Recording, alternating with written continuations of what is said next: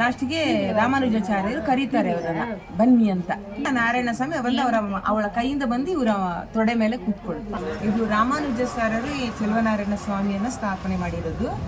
ಇದು ದಿವ್ಯ ದೇಶಗಳು, 4 ದಿವ್ಯ ದೇಶಗಳಲ್ಲಿ ಒಂದು ಅಂದರೆ ಒಂದು ಕಾಂಚೀಪುರಮ, ಒಂದು ಶ್ರೀರಂಗಮ್ಮ, ಆಮೇಲೆ ಮೇಲುಕೋಟೆ ಚೆಲುವನಾರಾಯಣ, ತಿರುಪತಿ. 108 ದಿವ್ಯ ದೇಶಗಳಲ್ಲಿ 4 ತುಂಬ ಫೇಮಸ್, ಮುಖ್ಯವಾದದ್ದು. ಇದನ್ನ ರಾಮಾನುಜಾಚಾರ್ಯರು ಸ್ಥಾಪನೆ ಮಾಡಿದ್ದಾರೆ. ದೆಹಲಿ ಸುಲ್ತಾನರು ಮೊದಲು ಇಲ್ಲಿ ಆಳ್ತಾ ಇರುವ ಕಾಲದಲ್ಲಿ ನಮ್ಮ ಹಿಂದೂ ವಿಗ್ರಹಗಳನ್ನೆಲ್ಲ ತಗೊಂಡು ಡೆಲ್ಲಿಗೆ ಹೋಗ್ಬಿಟ್ಟಿದ್ರು. ಡೆಲ್ಲಿಗೆ ಹೋಗಿದ್ದಾರೆ. ಇವಾಗಲೂ ಗೋಡೆಗಳಲ್ಲೆಲ್ಲ ವಿಗ್ರಹಗಳು ಒಡೆದಿರೋದು, ಹಾಗೆ ಒಡಕು ಶಿಲಾಬಾಲಿಕೆಗಳನ್ನು ನಾವು ನೋಡ್ಬೋದು.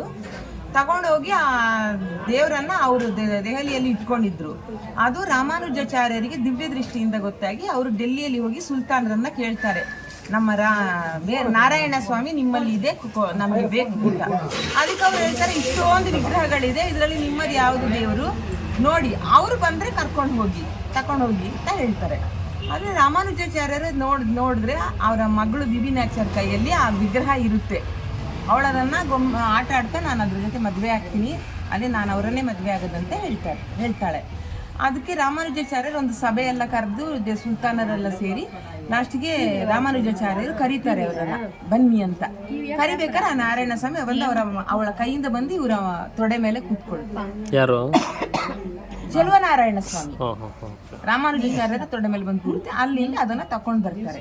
ಅಷ್ಟೊತ್ತಿಗೆ ಅವಳು ಏನ್ ಮಾಡ್ತಾಳೆ, ಅವರ ಮಗಳಿಗೆ ಅದನ್ನ ಗೊಂಬೆಲಿ ನಾನು ಮದ್ವೆ ಆಗ್ತೀನಿ ಅಂತ ಹೇಳ್ತಾ ಇರ್ತಾಳೆ. ಅದು ಲಕ್ಷ್ಮಿ ಅವತಾರವೇ ಅವಳು.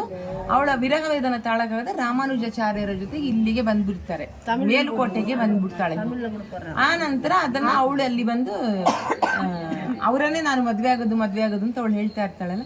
ಲಾಸ್ಟಿಗೆ ಇವಾಗ್ಲೂ ಮೇಲ್ಕೋಟೆಲಿ ಅವರ ಪಾದದ ಹತ್ರ ಬೇಬಿನಾಚಾರ್ಯ ಒಂದು ವಿಗ್ರಹವನ್ನು ಇಟ್ಟಿದ್ದಾರೆ. ಲಕ್ಷ್ಮೀನಾರಾಯಣ ಮೇಲಿಲ್ವಾ?